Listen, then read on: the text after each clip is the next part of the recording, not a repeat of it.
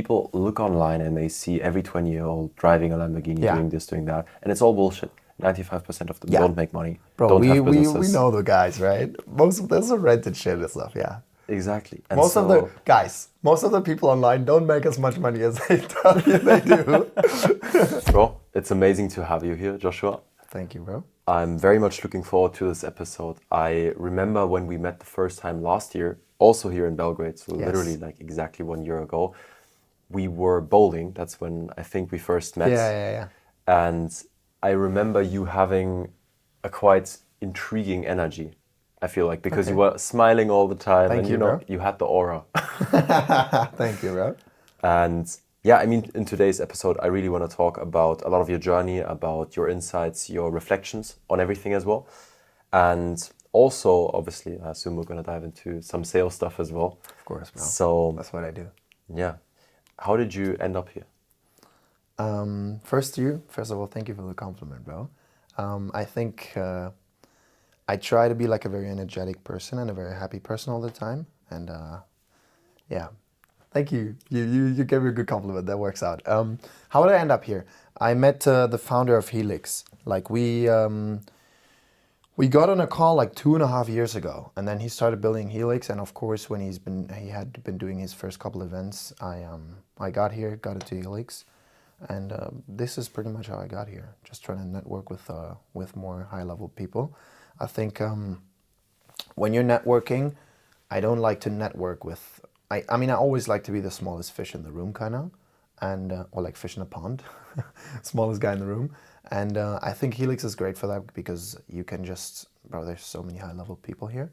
And when I first like joined Helix and got into the first couple events, I was making like 5 to 10K a month, you know. And meeting people that make like 100, 200, 300, even millions a month is like, you know, you just get to a next level. And this is why I got here, I think, yeah. Interesting. How did you end up though in Helix? Because you know Dana from Munich, right? Yeah. So it's actually a funny story because I think I got set. I'm not quite sure. I don't know if you know Will Courtney. Yeah. Yeah, so he reached out to me, kind of a friendly connection type thing. And I spoke to him on a call and he said, yeah, I know this guy in Munich, you should meet him. Nice. And then I met up in a restaurant with him in a steakhouse like 1.5 years ago. Nice, okay, interesting. 100%. Bro, so, I mean, you joined Helix. That was obviously, 1.5 years ago, or 2.5 years even, you said. Yeah, no, 1.5 years ago. No, I met him first 2.5 years ago, but then, yeah, Helix first time, yeah. Okay, so you met him 2.5 years ago. How old are you now?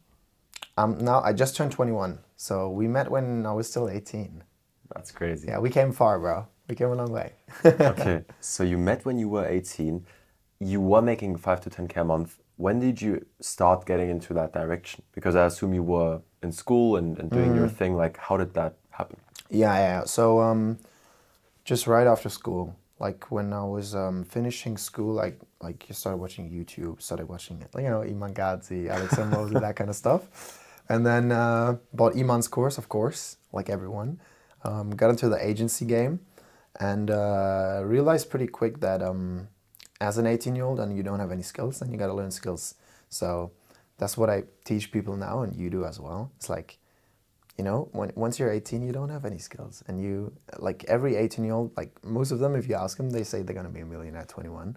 But like, they don't have any skills. And most of the 18-year-olds are not willing to learn skills to actually become valuable. And you got to be valuable in order to make money for the market. So, I started with the agency thing.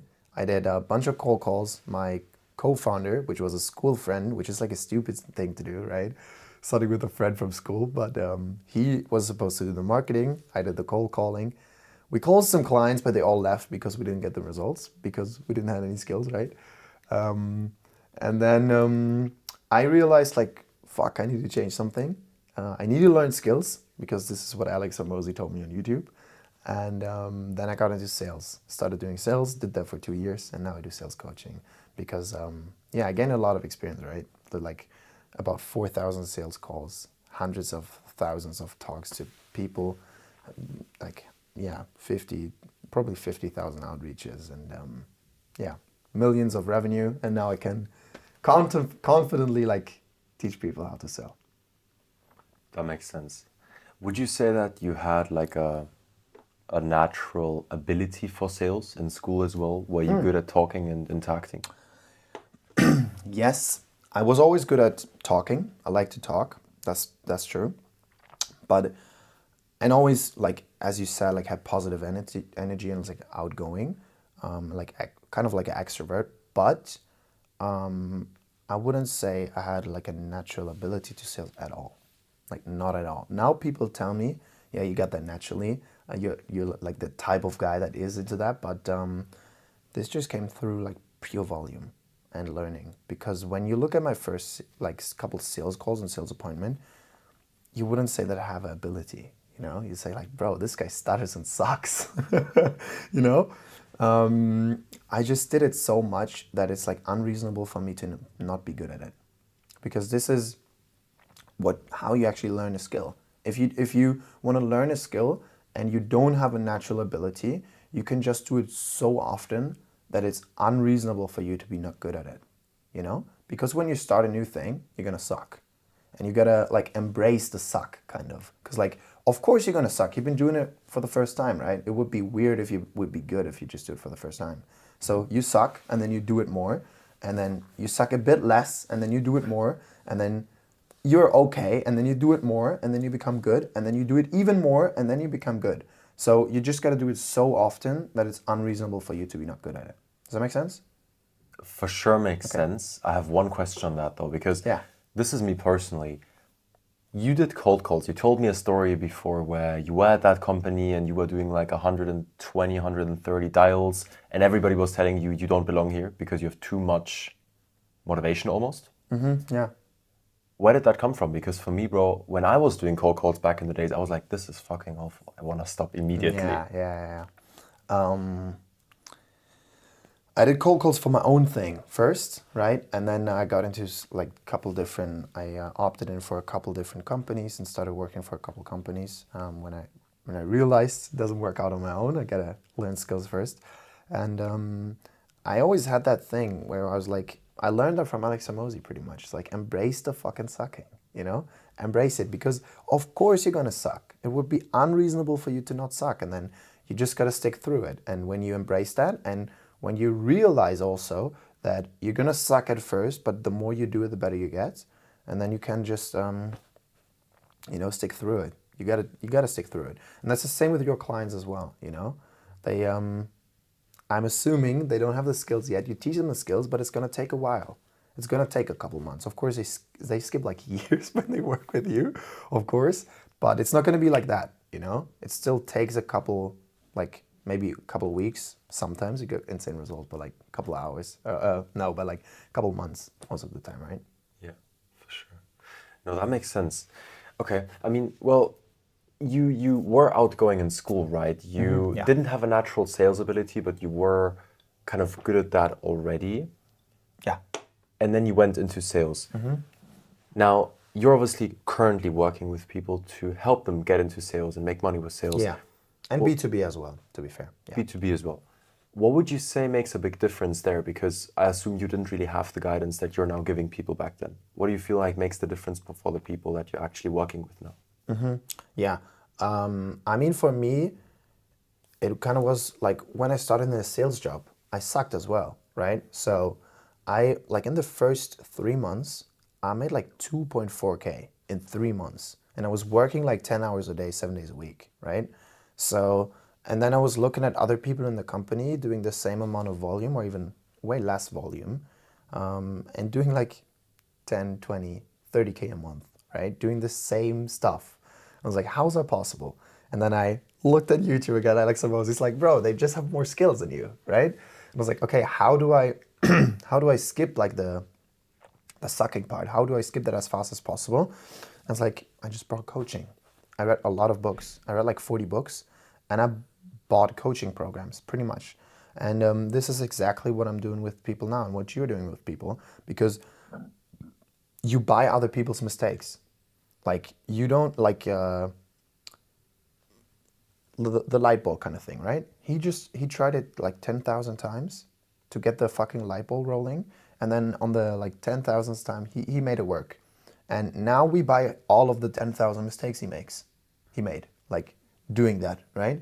You don't like try to do it yourself and try it 10,000 times. You just bought all of his mistakes because he solved it. And this is what you do with coaching as well. You buy other people's mistakes. So you skip the mistakes. And this is what I do with people as well. I help them skip all the mistakes and help them skip because if we're being honest, all of your clients, all of my clients, where we get them to in the couple months we work with them, they can do that on their own. And they probably would do that on their own. But it's not going to take them 3 months. It's going to take them maybe a couple of years to get there, right? So we just help them skip that time. Does that make sense? Oh, for sure. I completely agree.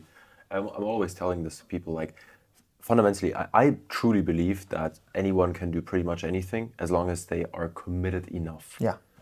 But it's more a time thing, because this is something that I believe a lot of people get wrong. You've probably heard the saying, time is money before, right? Yeah, of course. And I think it's complete bullshit, because your time is so much more valuable than money could ever be. It's True. just a piece of paper. True, yeah. So just numbers on the screen, bro. Exactly. Why not use those numbers on a screen to buy yourself more time and be there faster? Yeah, 100%. 100%. I totally agree. Because money gets printed every day. Money is fine, like time is finite, you know? Like time can run out, money cannot run out. You can always make the money back, you know? So you gotta have an abundance mindset, and then because when you put that money towards something like working with us, buying skills, it always comes back. It always comes back when you're committed enough, right? Of course, we don't have a 100% success rate, but this is, for me, it's always, I can tell that it's not because of me. It's because people are not committed to the craft, you know? They don't take it serious enough, or they're, like, for example, people that do payment plans, bro. People that pay in full are the most committed. When people pay in full, the pain is big, right? And when the pain is big enough, they commit. For example, I have a client, bro. He paid in full, watched my mindset part in the course, and he stopped smoking shisha and went to the gym instead. I was like, bro, I didn't even talk about stuff like that, right? But he paid so much money that the pain was big enough, and he started changing his whole life, right? So yeah, totally agree. Time is money's bullshit.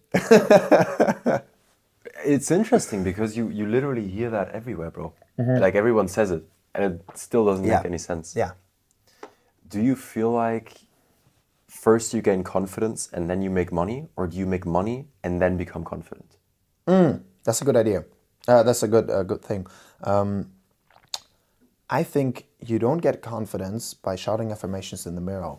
You get confidence by having undeniable proof that what you're saying is true. That means you get confident by doing something you're proud of. When you work, like when you give it your everything the whole day, and you look back on the day and it's like, bro, I couldn't have done anything better than today, you cannot be depressed, bro. How can you be depressed when you know that you're giving it your best? But people who are like not giving it their best, they cannot be confident. I think you gotta be confident to make money though, but when you have undeniable proof that what you're doing is gonna work, like the same with sales for me, bro. I wasn't confident at first when selling. Of course, you gotta be confident in the conversation, but I wasn't. So I just did it so often that it was unreasonable for me to not be confident at what I'm doing, right? And you gotta embrace the suck. I say it again, but like, if you do it for a couple of years, of course you're gonna be confident in doing it because you have done it so often that it would be unreasonable for you to not be good at it. So you have to be confident. For sure. What do you think though? Bro, I mean, I've heard this, I think, like a couple of months back, and I felt like it made a lot of sense. I feel like a lot of people, especially in sales, they're focused on either one of these two things. They're either it's just volume or it's just skill. Why not do a lot and be good? Yes, true. Right?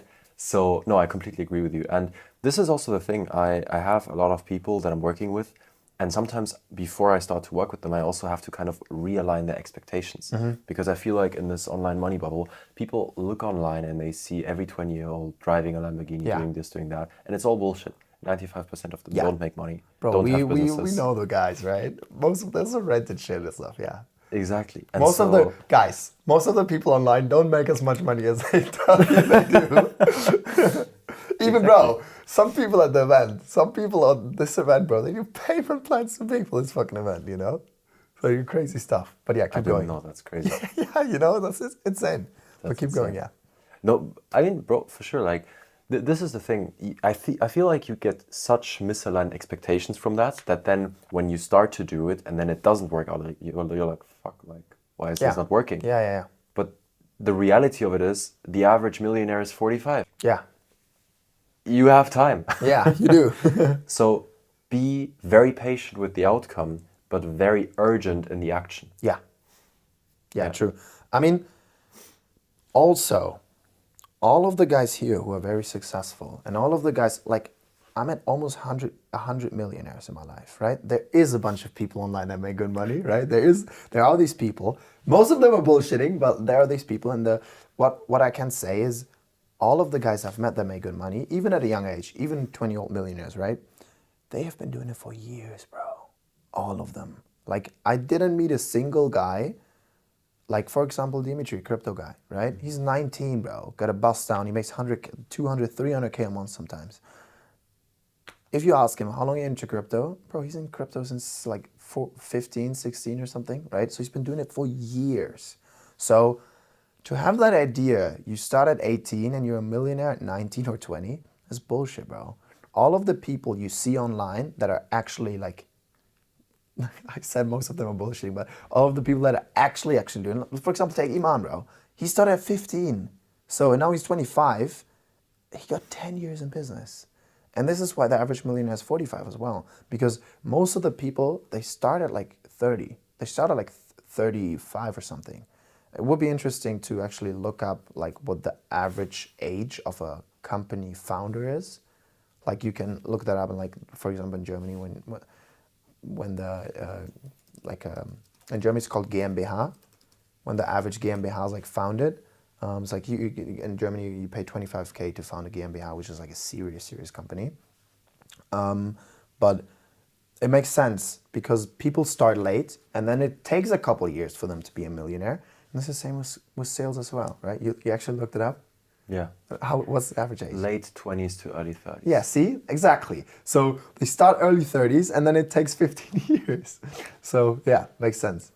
For sure. So realign the expectations. That's the whole point you started, right? For sure. Even if you get guidance from us, you're not going to become a millionaire in 30 days. It's not going to happen. But for example, that's the reason why I started sales. It's like sales, if you stick to it for 5 years, you're going to be a millionaire. Of course you are, right?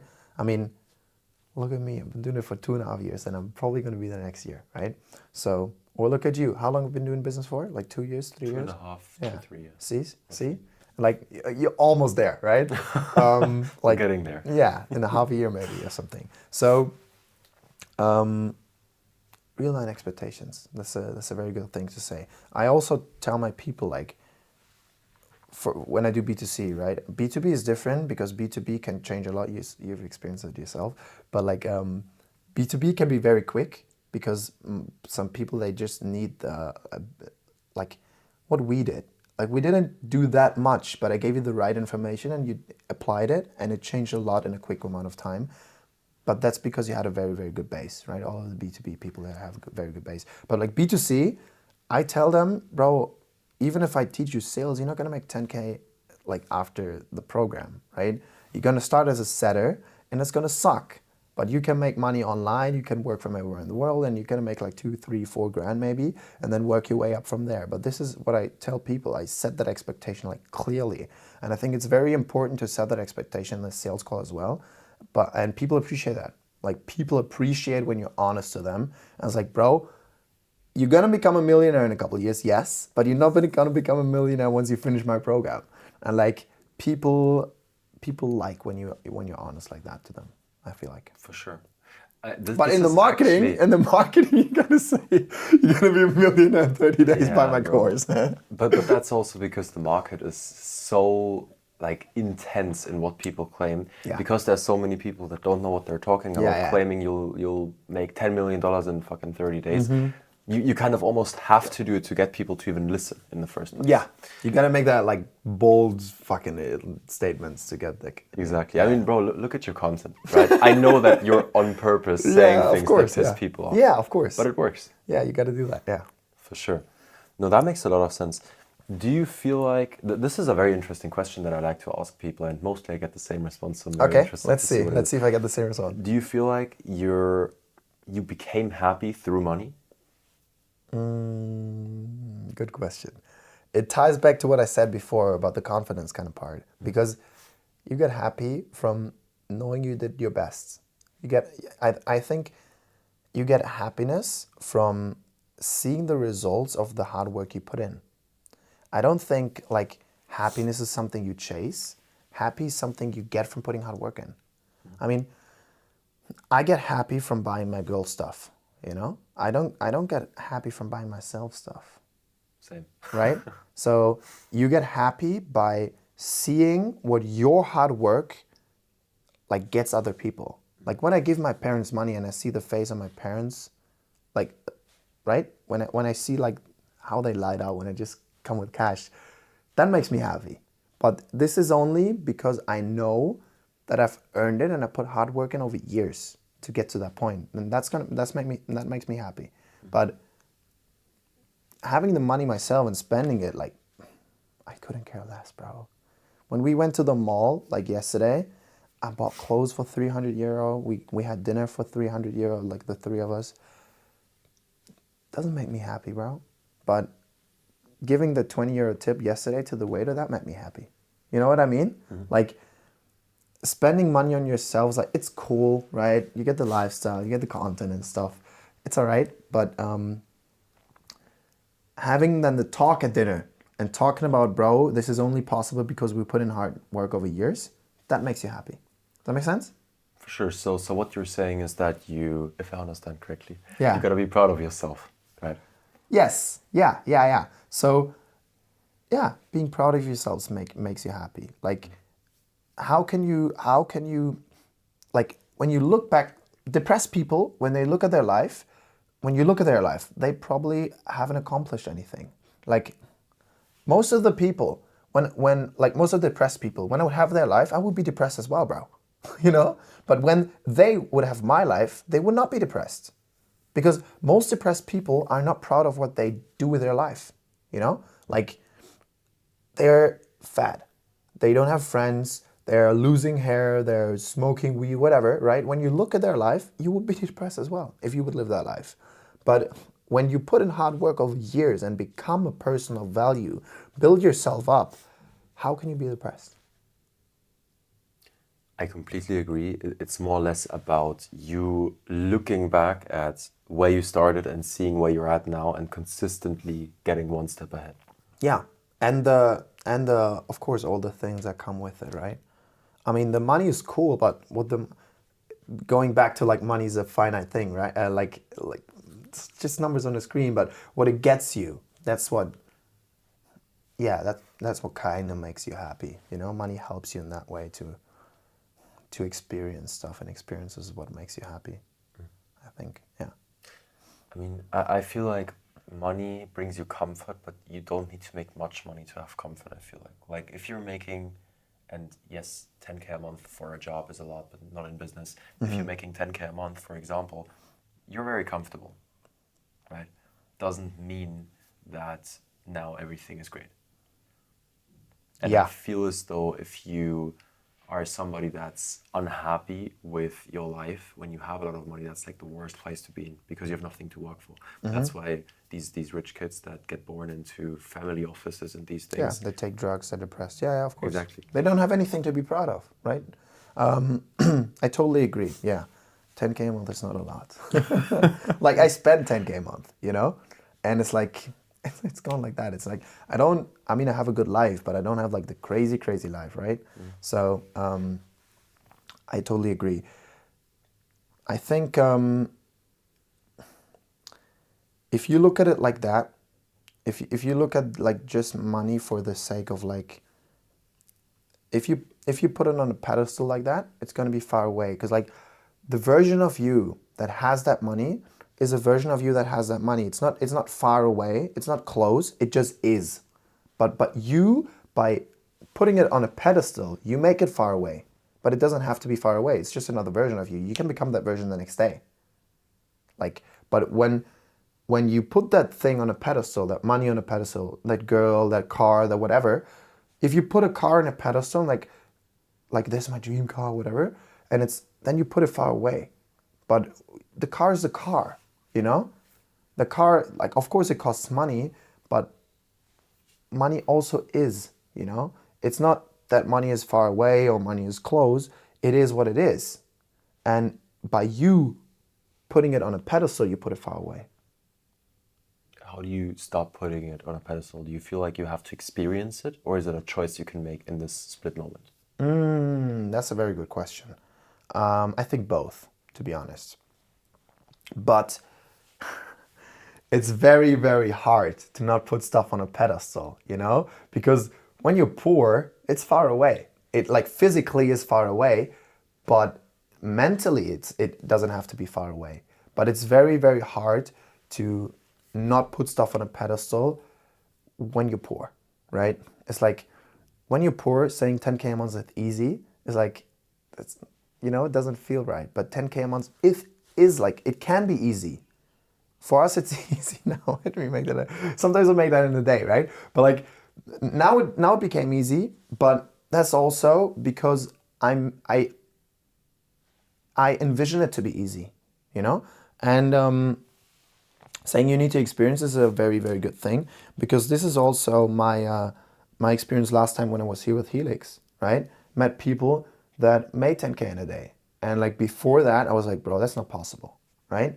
So I seen 21-year-old make 10K in a day, like sell one fucking coaching for 10K, right? Your coaching is also high 4 figures. So when you make a sale, you make probably more than what my dad makes in a month, right? With one sale. And for me, when I experienced that for the first time and actually saw these people making that amount of money, I was like, fuck, this actually works. This is actually real. And then it came a lot closer, because what I said, for me, that was far away. When you experience that and you buy a coaching or you go to an event where and you talk to these people, they're not like, you know, they're just people, you know, like celebrities, bro. They're just people. And when you start seeing that, then it can become very, very much closer. It can like step down from the pedestal, if that makes sense. Mm. So I think both, yeah. Makes a lot of sense. Well, it's very interesting because I feel as though people, we're talking about a lot of different topics here, people always come to you when they're asking for advice, and they seem to ask, what's the one thing that made you successful? Mm. But it's bullshit. Mm-hmm. There's like, we could probably discuss 300 things right now that we had to do to get there. Yeah. Yeah. What do you feel like for you? What would be the top? What would be the one thing? The one thing. What would be the one thing? No, I agree. There's a couple of things. But what I think is also with coaching, right? I spend more than 30K on coachings, but or like investments in myself, however you want to call that. But I think the number one thing that like made me successful is not like one coaching that I bought, but is the decision I made to invest in myself. This is probably the thing that made me the most amount of success. To take that step, to be like, okay, the coaching I'm gonna buy now is probably not gonna be the one thing, right? It's not gonna be like, boom, now am I successful. But the decision I made to say, okay, I'm taking money and time and energy and I'm gonna invest it in myself to become better. This is probably solely the reason why I'm successful. And I don't stop, right? You just do it over and over again. This also as well is an investment in yourself, right? The conversations you have and stuff. For sure. But do you feel like it's about you making the investment and getting into that discomfort, or is it about you getting the information, or is it both?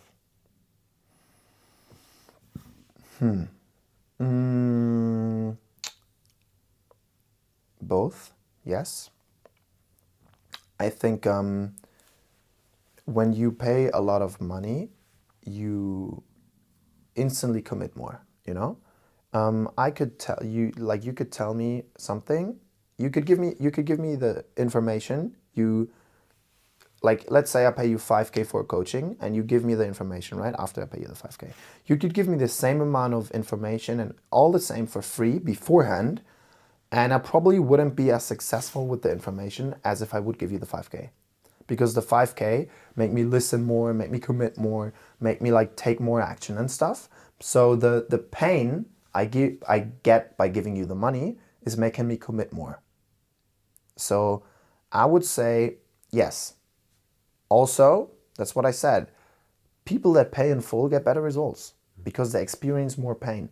And this is the whole thing about growth. This is also why some people, a bunch of your clients also, they plateau at like 5 to 10 to 15K a month because they're getting comfortable, you know? And when you're comfortable, you're not growing. We all know that, right? You gotta get into discomfort to grow, but it's very hard to get into that discomfort when you're making good money and you live in a chill life, a good life, right? But then as well, you get into environments like this, and you see people, you know, making millions at like the same age or a bit older. It sucks, but some people are even younger than they're making that money, right?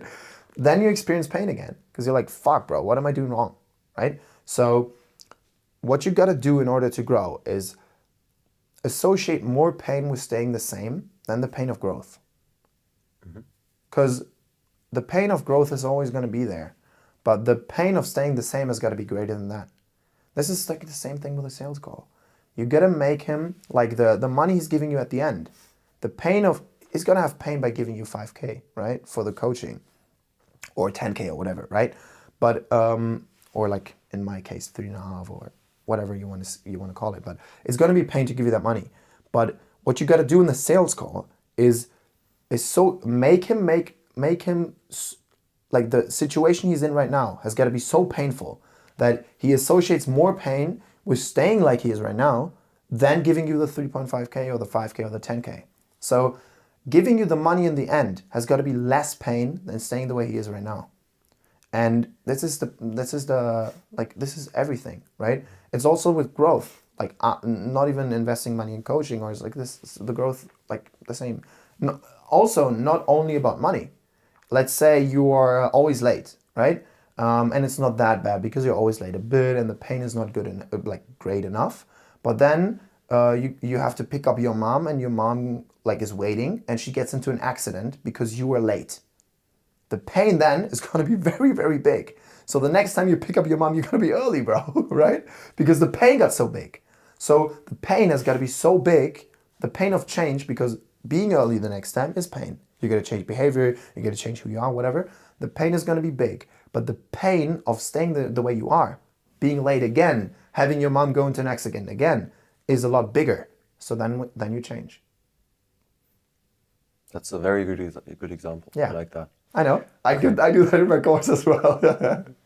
For sure. I mean, in that case, pain is obviously the catalyst for change. Yeah, it is. Okay, I have a question for you there, because with pain you associate risk, right? Yeah. More or less. And for me personally, I would say I'm a pretty big risk taker, and I feel like it's a huge portion of what made up my success so far. Would you say you're someone that just doesn't care, you just go ahead and do it and take any risk to get it? Or how much risk are you willing to take personally? Yeah, I am. I'm like very much like that. I like to go all in and spend a lot of money and do the coaching and stuff. I don't think you have to be, but to a certain degree you have to, because like we're 21 and we make a shit ton of money, you know?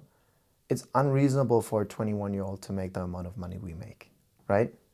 Like there's like, of course we're in environments where it becomes normal, right? When we're around here, it's like, we're not even like, as I said, like a small fish in a pond, but in a grand scheme of things, if you look at the German population, we're both German, by the way, and we do an English podcast, but if you look at the German population, bro, there's like, probably in all of Germany, there's like 0.1% or even 0.01% that make the amount of money we make.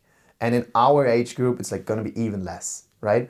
So when you look at us at 18 and you have the goals that, like we have a goal of becoming what we are right now, it's going to be like, bro, no way, right? There's gonna be like a chance of like 1 in a million. But you gotta be bold enough to actually commit to that, and you gotta be bold enough to say, I'm gonna do that. And that's risky, of course, because 99.9% of people just fail. Bro, just made me think about something. I had times before where I had like 4K in my bank account. I paid like for like coachings and stuff, I paid like 3.8K down, and it was a 10K contract. Yeah, crazy. Yeah. So I like literally went into 6K debt Yeah. to get a coaching. Yeah. Which is ridiculous. But Yeah, at the it is, same yeah. time, I feel like you need to do stuff that brings you into the discomfort to actually need to grow. Because this is something I realized, bro. The way I'm wired, and I think it's like that with everybody, and I'm sure you are as well. You are only able to get done with what you have to get done with when you actually want it, but you only actually want it when there is a need for it. Comes back to the comfort thing. If you have 20K in your bank account and you're making 5 to 10K a month and you don't have many expenses, why would you care? Yeah. Why would you want to grow then? Exactly. Right? Growing is painful and it's going to be, yeah, I know. So you gotta actually be willing to go all in again and again and again. Yeah. If you look at Elon Musk, for example, bro sold his first company for like 300 million, put it all into Your PayPal. bro, right? My bro, yeah. He's my friend. Your mate. No, but yeah. He made like 300 million first sale, Yeah. put it all into PayPal, sold PayPal for 1.5 billion, put it all into SpaceX and Tesla. Like he's living in like a tiny house, no car, no nothing, just working and reinvesting all his money. Yeah. He had points in time, because I read a couple of parts of his autobiography. He had points in time where he literally had to borrow money from his brother to pay his employees because he spent it all on something else to grow the company. It's crazy. He's a crazy mind. Yeah, I agree. For me, it was the same, bro. I bought coaching with my mom's money. Like my mom lent me money to buy coaching. This is like, I've always been like a pay in full guy. Maybe it's also because I always like been with a good sales reps that made me pay in full. But like I got money from my mom, you know? I didn't even do like the down payment kind of thing with all the money I had. I paid more money than I have, right? And you made a good point with Elon Musk, because this is also good for objection handling, to give people some nuggets here. It's about finding the money. Because when, like Elon, right? He has to pay for his employees. He doesn't have the money, but he finds a way to find the money. Because the self-made billionaire and you right now, you're in the same shoes as them. Like when you both started, you both had nothing, right? You have nothing right now. Like, not you, but like compared to a billionaire, sure. No, yeah, that's true. But like the person I'm talking about, like imaginary person, he has nothing right now, right? And the billionaire, when he was like 18 or whatever, right? He had nothing as well. He was in the same exact situation, but he figured it out. He made it work. So you can too, right? And then tying back to being resourceful, it's not about like having the money. Like for example, there's a good story about the founder of Nike as well. He was scaling so fast that he had cash flow issues. So he had like two options: either not being able to pay his employees because he doesn't have the money and go bust, or pay his employees, but then he wouldn't have the money to buy the next like charge of shoes, like the next bulk order of shoes, so he would go bust as well. So what he did is he went to his suppliers, and imagine that, bro, to the company that produces your shoes. He went to them and asked them to pay his employees. And the company, like the China like factory, whatever, they paid his employees in America for a couple months. And he made it work. He figured it out, right? They paid his employees for a couple months. He still ordered new shoes and he made it work. He got the cash flow back running. He got the profit margins back running and stuff. So he also could have chosen like to go bust, right? He could have taken the last cash he has and like, okay, don't pay the employees, don't order new shoes, boom, like leave. But he chose to be resourceful instead. He used what he had, right? And we all have that. We all can be resourceful, but most of the time we aren't. And the situation where we are resourceful is most of the time where it's for someone else, right? Because you all know that scenario when it's like, put a gun against your mom's head, like give me 10K, right? You know what I'm talking about, right? Yeah. So, but then you can be resourceful. Then you come up with a 10K quick to save your mom's life. But so to just like say it as a whole, it's like when somebody kidnaps your mom and like says, okay, you gotta give me 10K in like 10 days or I'm gonna kill your mom. You're gonna come up with a 10K some way, right? You're gonna find a way to come up with a 10K. But then when you have to pay the 10K, for example, to buy Elias coaching, right?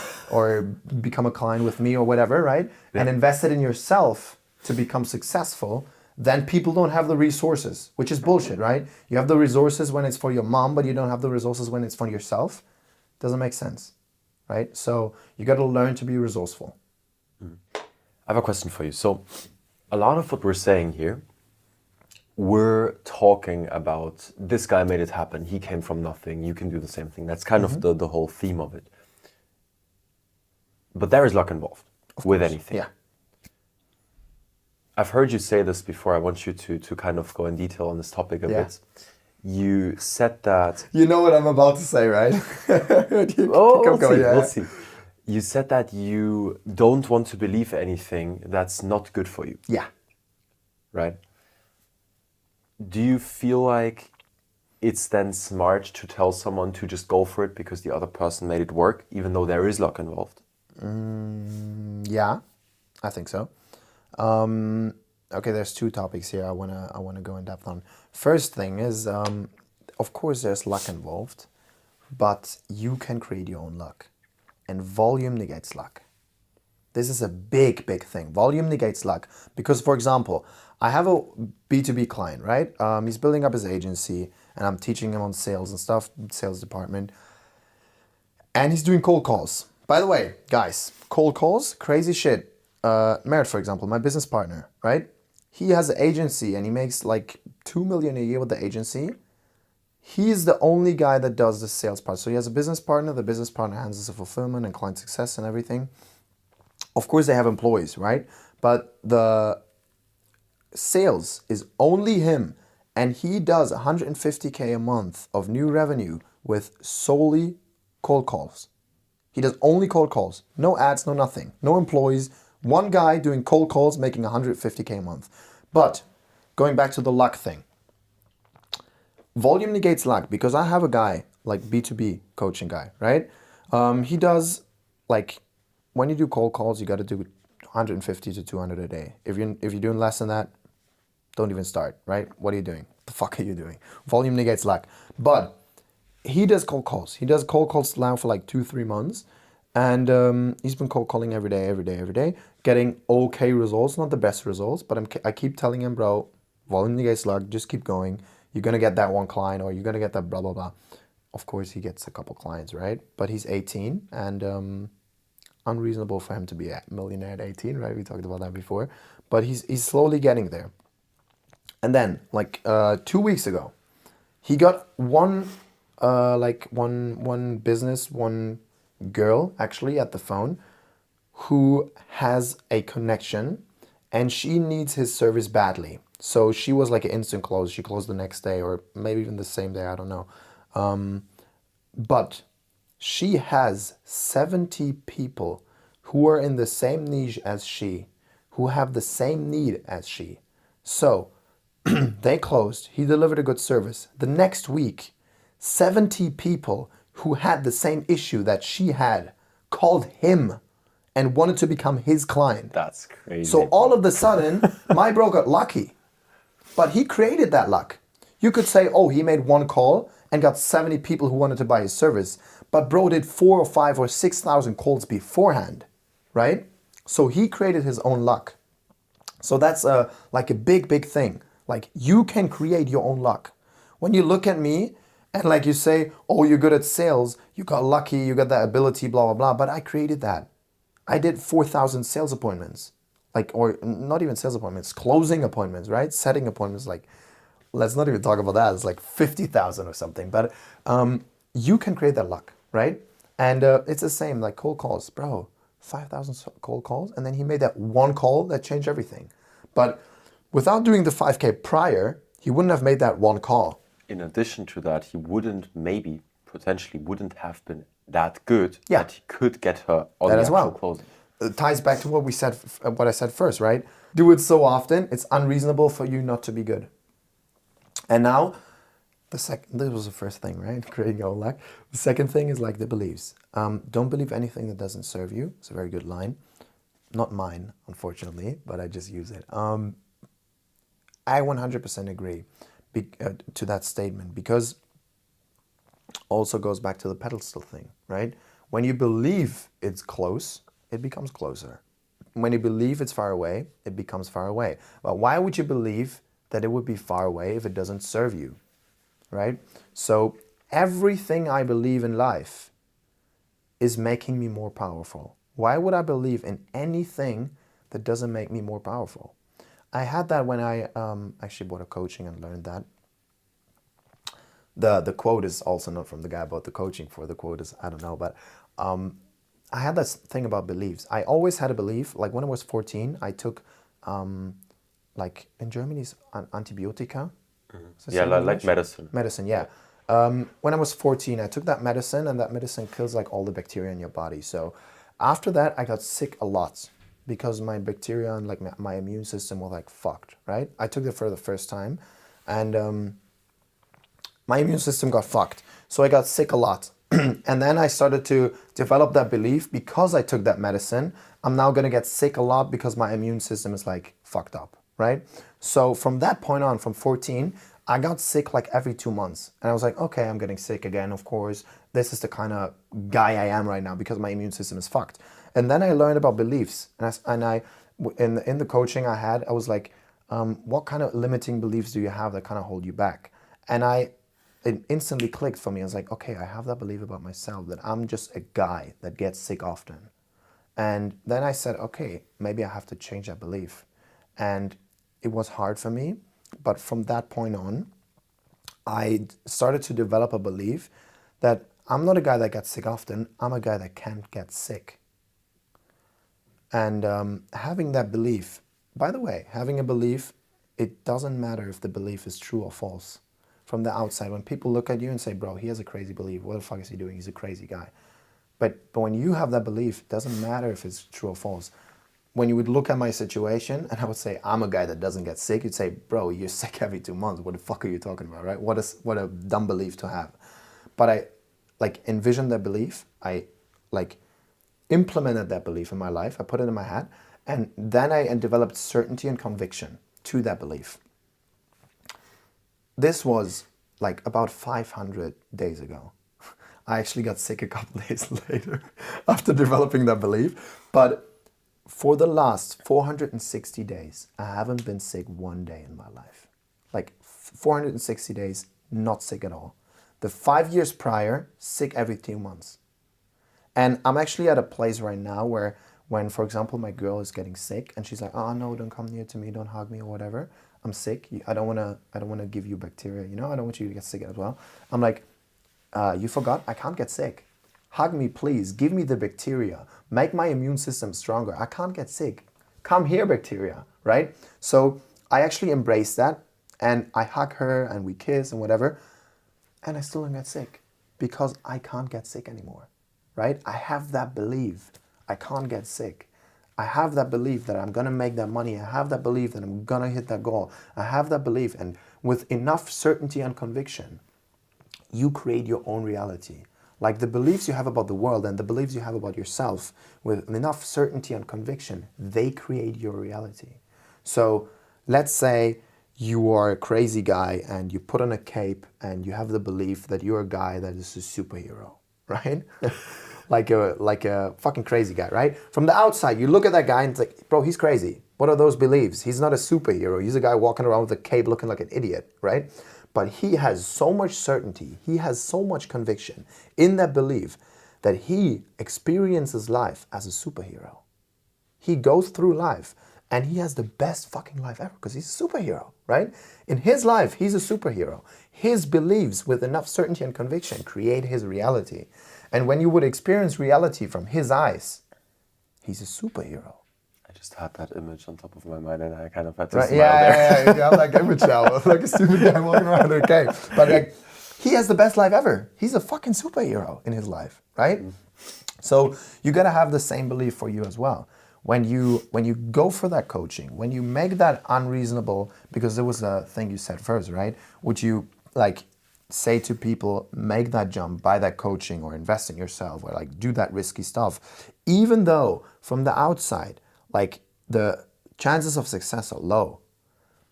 But when you have that belief, like I'm gonna be successful with this, and when you have enough certainty, when you have enough conviction, and when your actions align, and then you give it time, you're gonna get there, right? Because it ties back to the billionaire thing. They started the same place, right? But the billionaire had that like unreasonable, stupid belief that he's gonna be a billionaire, right? He believed you all know, right? You gotta believe it in your mind first, otherwise it can't be true. But it's like, or it can become reality, but it's like, it is true. You gotta believe it first. And most of the people don't believe it, right? They don't have that belief that they can make it work. So you gotta develop that belief, and fuck the limiting beliefs, bro. I can't get sick anymore. You know, I'm healthy forever. Yeah, bro. And this is the funny thing, when you hear this from the outside, and I'm sure a couple of people listening are listening to this thinking like, yeah, sure, you know, I kind of get it, but I don't, Yeah. right? And I feel that because it was like that for me, because back in the days Yeah. when I heard advice Yeah, like yeah, that, for me too, of bro, course. I was like, yeah, I mean, I was trying to tell myself, you're rich. Like, Yeah. not in that way, but Yeah, you know, I yeah, was yeah. trying to convince myself, but it never worked up until one thing happened, which was I started gaining confidence. How did I do that? I worked out more. I had good sleep.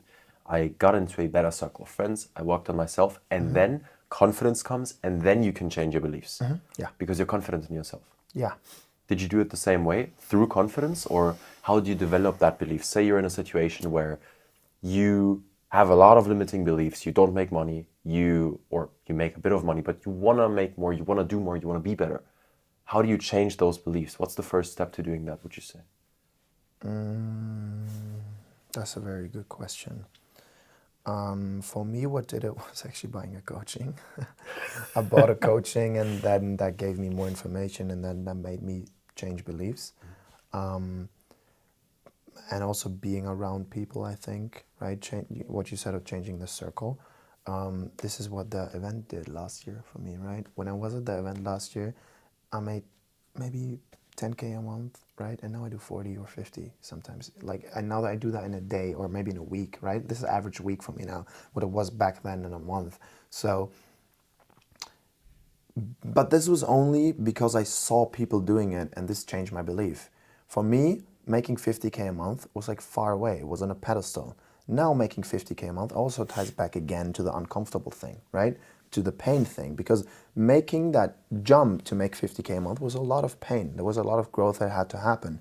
But right now, even that I'm doing that amount of money, I'm still in pain, right? I still feel uncomfortable right now. So because I need to grow more, because I need more. It's not, I don't want to sound ungrateful or something. I'm grateful for what I have, grateful for what I built. We talked about happiness before. But you gotta envision yourself getting there and start having the beliefs, but it's super, super tough to have those beliefs, right? For example, me, I changed my belief. I can't get sick anymore. A week later, I got sick, right? Of course, then it's super, super hard to keep that belief. Of course, you're gonna, like, you're gonna say, yeah, probably not gonna happen. I'm not gonna make it, blah, blah, blah. But you still gotta stick through it and like be that dumb guy with the cape, right? Be that guy who's like, has that unreasonable, dumb, stupid belief, but certainty and conviction and time create your reality then. So to answer your question, be the dumb guy that has a stupid belief, and be the guy that everyone looks at like, bro, he's crazy for that, right? What is he doing? Yeah, what is he doing? He's crazy for that. The billionaire, bro, the $7 He's gonna tell everyone, like Mark Zuckerberg, telling everyone Facebook is gonna be $1 billion thing. It's gonna have everyone in the country is gonna own Facebook. People, bro, what do you think his college mates said? It's like, bro, you're fucking crazy, right? And also, in reality, half a year passes by, a year passes by, still, like only a couple people downloaded Facebook. Maybe the one college campus has Facebook, right? And he's gonna tell everyone in the world is gonna own Facebook. He had a stupid belief. From the outside, bro, he's a stupid guy with a cape, right? Running around. But he had that belief. He stick through it, enough certainty and conviction, gave it time, actions aligned, and then it worked out. I think that's a very interesting story, but it does make a lot of sense, for sure.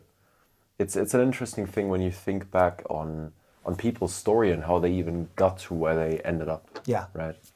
Because it also gives you a lot of certainty and conviction.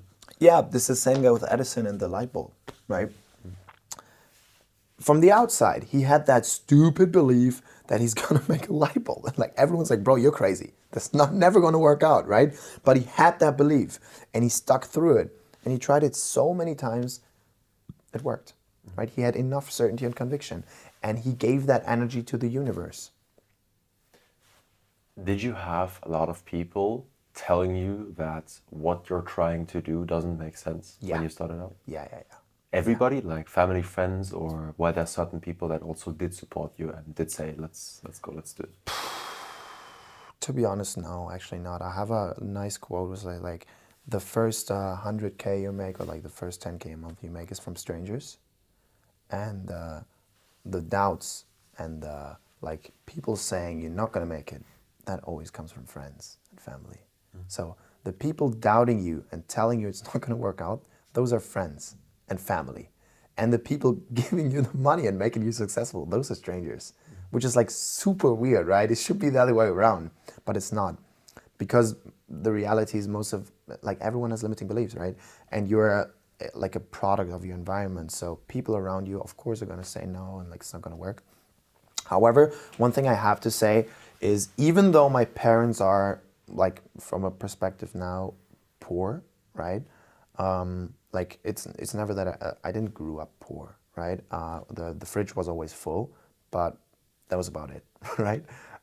There's no like nice vacations or whatever. So, and there was always money conversations and money issues, and money was always a big thing growing up, which maybe gave me motivation. But they never like told me it's never gonna work out, which is like, I'm very, very grateful for that, because my parents always, from growing up, told me you can do everything, right? Believe in it, make it work, you're gonna make it work. They always supported me, but of course they doubted, bro. Like 18, the agency thing, right? Borrowed money from my mom to buy the agency course. Half a year later, everyone left me, like all the clients leaving, no money made. We were very consistent on making negative ROAS, you know? So like it didn't work out, right? And that's the same thing again with the billionaire, bro.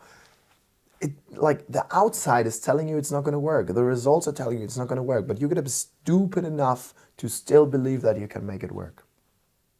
Maybe that, I'm not sure if that answers your question though. No, yeah.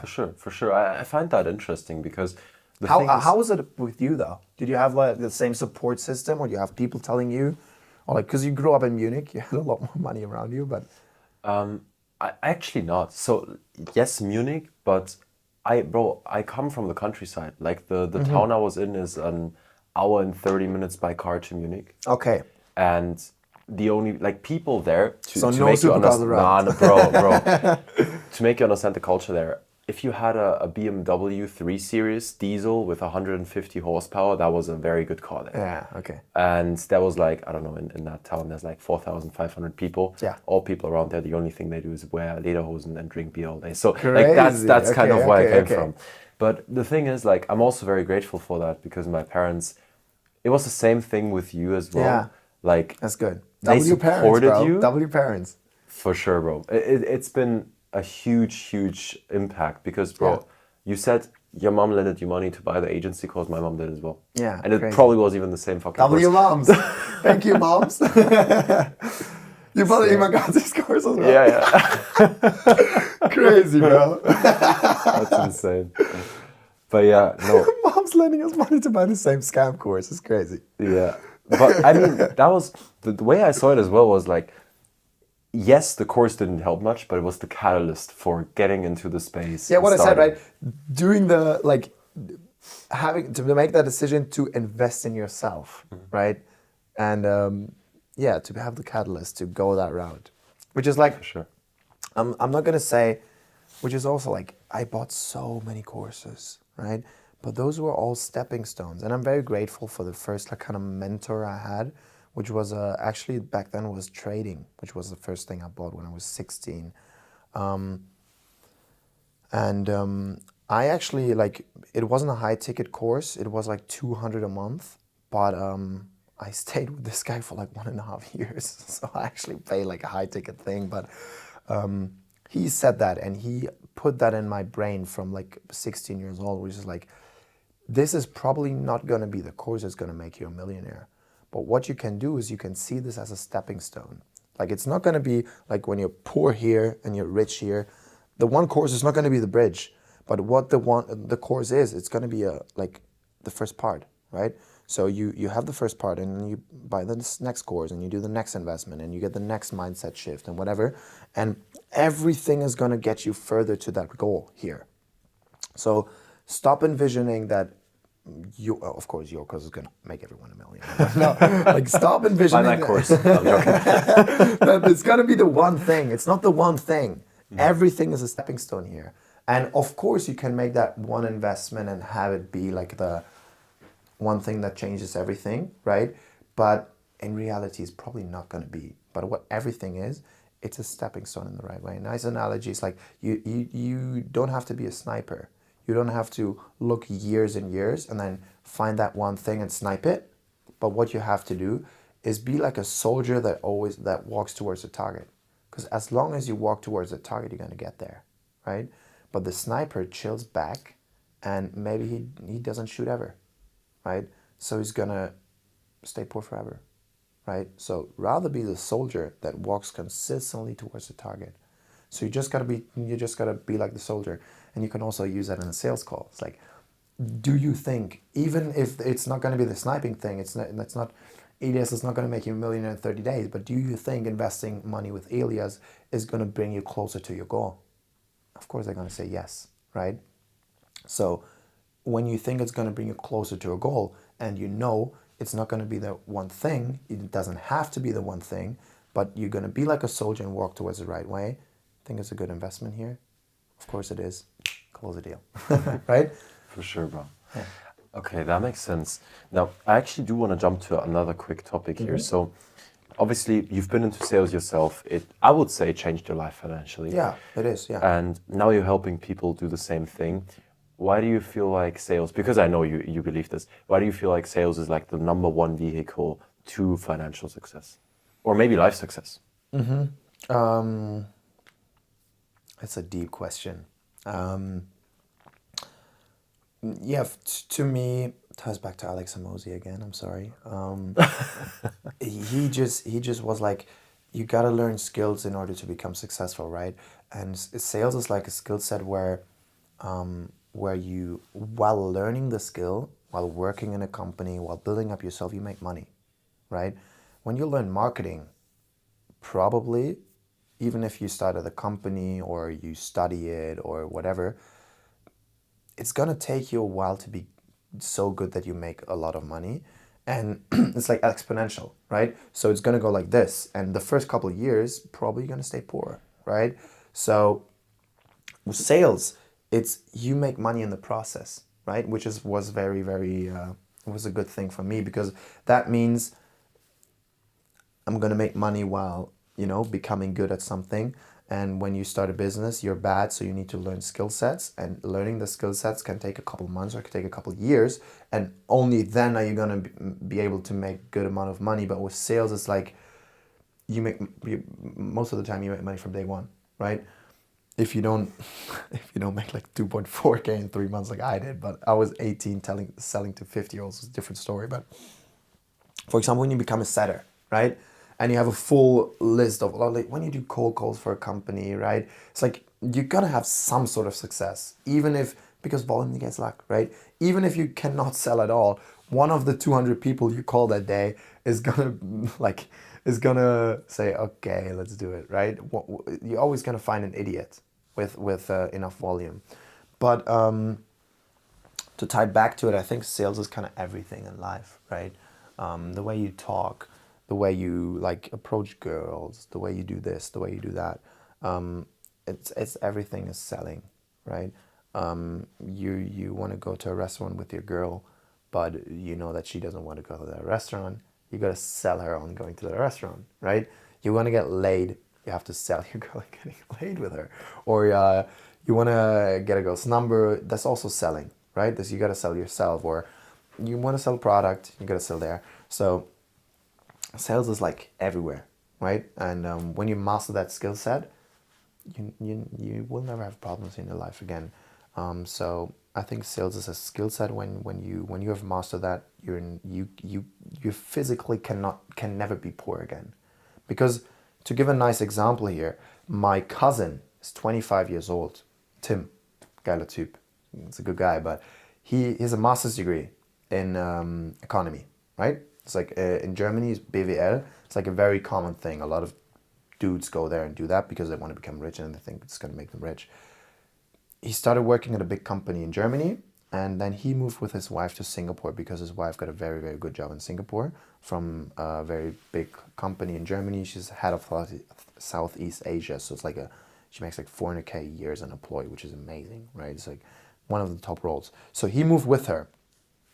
Now he has to get a new job there. And you would think like a master's degree from a German good university is going to get you a job there, right? It's an easy thing. It's been 1.5 years and he doesn't have a job. He literally became a stay-at-home dad. Like actually, right? With a master's degree, 25 years old, he has job experiences, everything.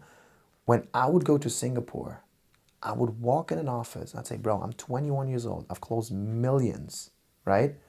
Give me the worst leads you have. Let me work for free, commission only, give me 1% commission on everything. They will give me a job immediately because you have the ability to make a company money. When you have sales, when you have the skill set of sales, you have the ability to make other people money. How would they say no to that? They can give me the worst leads that no one wants to take. They don't even have to pay me. They only pay me when I get them results. So I will get a job immediately. First day I will get a job, right? I'll probably, like first day I will even make money. They will give me leads the first day. So, and I don't have a degree. I don't have anything to show for, right? I even like my high school degree, I kind of fucked it up. Like I was always very, very good in school. I had like the maybe top 5% or top 10% of grades. And then I kind of like towards the end, like the last 2 years, I realized that my degree is not going to get me anywhere and I won't need my degree for anything.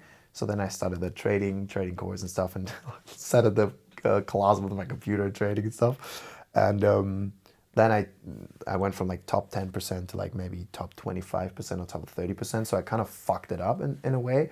So I don't even have like a good high school degree, right? Don't have a bachelor's, don't have a master's, didn't study anything, but I have the skill set now. And the skill set is never going to leave again, right? So what sales does is it makes you irreplaceable. And with a diploma, high school degree, with a like master's degree, bachelor's degree, you're irreplaceable. Because like university, this is double inflation. First of all, it's getting more expensive every year. Fortunately, in Germany, it's free, right? But in most countries, you pay for having a bachelor's or getting a master's degree, right? And it's getting more expensive every year. So it's inflationary. And then second of all, every year, more and more people graduate with that same degree. So it gets like it's worth less because more people have it, right? If less people have it, it's worth more. If more people have it, it's worth less. So it's getting more expensive and it's getting worth less because more people have it. So it's double inflationary. So learn sales. Don't come to uni. No, because maybe that gives you a good answer on why I think sales is like the thing to do.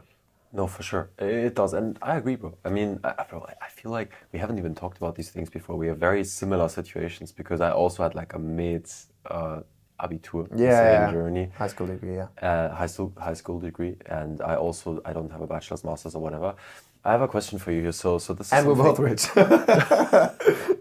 That was so cocky, but yeah. It's We fine, made it's it fine. work, bro. We made it work. Hard work for years, but yeah. For sure. And also, this is the thing, bro. You need to realize as well, like, people get into business and they think it's this magical thing that's gonna, again, make them rich overnight or do whatever for them. In reality, you have to put in a lot of work, a lot of consistency. You have to literally change up, like, who you are. Yeah. If you would have spoken to me when I was 16, bro, I'm like 180 degrees completely different Yeah. person. Like, lazy, no ambition, didn't know what I wanted to do Yeah. with my life. Yeah. Literally completely different, introvert. Yeah. So, yeah, but do you believe that someone that's, say, 16, 17, 18, etc., do you believe everybody can start a business? It ties back to having limiting beliefs. Don't believe anything that doesn't serve you. I do. Yeah. Okay, so that's your belief. Yeah. You objectively think that everyone is made for business and entrepreneurship as a whole? Anyone can start it, but can anyone be successful? The thing is, my beliefs, I don't believe anything that doesn't serve me. So if I would believe that there are people that are not made for it, that would destroy the beliefs I have. And the beliefs I have is everyone can do everything. That's my beliefs. Like, objectively, that's probably false, right? Because not everyone can be the guy with the cape and walk around as a superhero or become that billionaire. But having that belief only makes you stronger. When you have the belief of maybe I'm not made for it, maybe I'm one of these people who are not able to do that, it makes you weaker. And why would you believe anything that makes you weaker, right?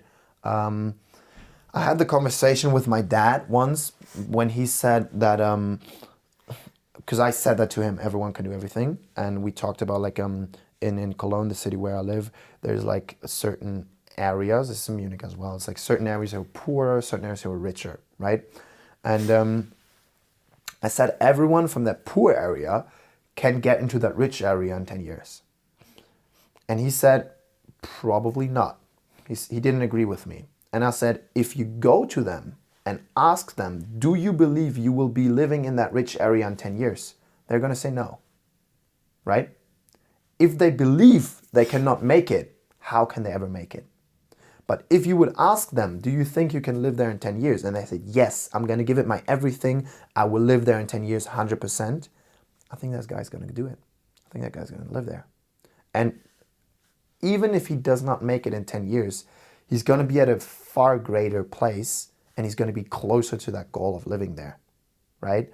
So by believing you cannot make it and not everyone can make it, you put a limiting belief on yourself. So maybe objectively, not everyone can make it, but I believe everyone can. Does that make sense? For sure. Right? No. Not everyone, like, you can, not everyone can put on a cape and be a superhero. Not everyone become a billionaire physically, right? Physically. But if you have the mindset of not everyone can become a billionaire, you probably won't become a billionaire. But if you have the mindset of I can do it, everyone can do it, so why should I not do it? You will have a far more likely chance of becoming a billionaire. For sure. Besides that, this is a thought that I just had, just kind of popped like a light bulb moment. For sure, not everybody can physically be a billionaire. It's just numbers on a screen. But at the end of the day, if you tie it back to what humans just want out of life and why we're even doing anything in the first place, it's usually because of positive emotions, safety, etc. So you want to feel fulfilled. You want to feel happy. You want to take care of the people around you. You want to feel a sense of joy, whatever that may be, freedom. These positive emotions, that's what we want. That's why we're doing what we're doing. Otherwise, we wouldn't be doing it. If you would feel all of those things without making money, without working, why would you? Like, if you can be free, be safe, be happy, joyful, fulfilled, Yeah. You get my point. I genuinely believe every single person on this planet can be fulfilled, happy, and full of joy and free if they decide to in that moment. And that's a choice you can consciously make. Yes, 100%. Yeah. This is all the same thing with happiness. It's like a very interesting concept is, in your mind, you, like, the situation on the outside is the way it is. You cannot change that, but you can change the way you perceive it, and you can change the way you react to it. So let's say I'm on a sales call, right? I have a 1.5 hour sales call and the client does not buy. Physically, on the outside world, I lost, right? So I could be sad about it and also lose on the inside. but the outside fucked me up already, right? So if I'm now sad that I don't close, I'm losing 2 times. I'm losing on the outside and I'm losing on the inside. But if I choose to be happy and I'm like, great energy, good guy, didn't work out, but I'm happy, I made a good work, blah, blah, blah, I'm winning. I'm still winning. I'm still winning in life. So you can experience bad things. My grandma can die, right? And I can respond to that outside like thing. I'm not going to be happy about my grandma dying, of course, right? But the outside situation is fucked up anyways, right? And the inside situation, that's the thing I can change. That's the thing you have control over. So don't get fucked twice, right? If the outside is like killing you or it's like a bad thing, then cautiously decide to win inside. And it ties back to having positive beliefs, right? And enough certainty and conviction. If I'm always winning on the inside, if my beliefs, even though people are saying, bro, are you stupid? You're losing. You're losing all the time, right? If I believe that I'm winning and that I'm happy consciously, and I have enough certainty and conviction, I have the best life ever, even though I'm losing all the time, right? So 100% agree. You make that up yourself, and that's a very, very powerful thing I learned, right? Even if I don't close now, I'm happy, which is amazing. But of course, you gotta associate pain with it as well, right? Only to a certain degree. But I think when you're always in that high frequency and you're always happy, you also attract more happy things and good things to happen in the outside. So yeah, it's like a double-sided sword here. Yeah, but yeah. I agree. Okay. It's a very good point, bro. Very nice thought that came up. For sure. No, 100%. That makes a lot of sense. Well, I would want to ask you one last question, and then I think it's a great way to round it up. What would you say if you could go back in time right now? Say you're talking to your 15, 14-year-old self. That's a bit young, but still, you get the point. Say you go talk to them, and you could tell them anything you want. Would you tell them to change anything about the way they're doing things? So, in other words, is there anything you would change about your trajectory so far and what you've done in your life? Is there anything you regret? Of course, there's a couple things. You know, everyone makes bad choices, but I think in the grand scheme of things, it's not a good thing to be like, I would have changed that in the past. I think doing exactly what I did made me the version I am right now, and I'm 100% happy with who I am right now and who I'm becoming. So I don't think I would change a thing, to be honest, because everything I did made me the way I am right now. Of course, sometimes you hurt people, sometimes you do bad choices, sometimes you just do like stupid stuff, right? But you learn from everything, and everything is an experience. But one thing I would say to everyone is like, and that's the thing you experience this as an entrepreneur as well, is like, we all wish we would have started earlier, right? For sure. That ties back to the time thing again. Is like, Iman started at 14 or at 15, so he's like 10 years in his business journey. That's why he's so successful right now, right? Like, so his level right now is 10 years deep. My 10 years deep is going to be when I'm 28, because I started at 18, right? Like the fucking trading thing, bro. Trading is a scam, right? But I don't count that. I started at 18, right? That's when I started real business and taking it seriously and not trading in class. So start earlier. That's probably one thing. And then also like the mentality of investing in myself. Alex Hormozy, again, I'm sorry, calls it ignorance debt. So he says when you make, let's say you make 50K a year, it costs you 950K every year to not know how to make $1 million a year. Because if you would know how to make $1 million a year, you would make 100 million. You would make $1 million a year, right? So you got to pay down ignorance debt. Most people are ignorant.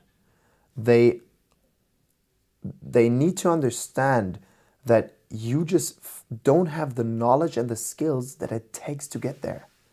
But most people will not tell themselves that,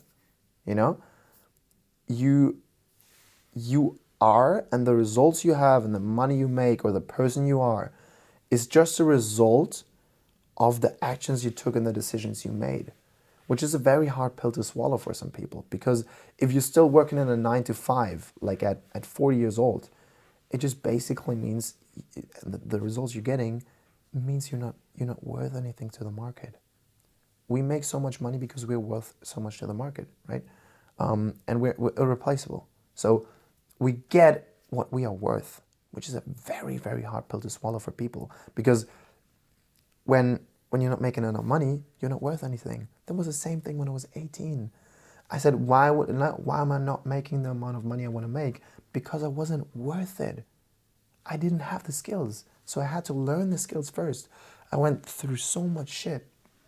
And then I learned the skills. So yeah, I would say to a lot of people, or to myself even, have that realization earlier that you're not worth shit. And if you want to make that money you got to realize that and then learn the skills that you need to learn to get to that point and start earlier.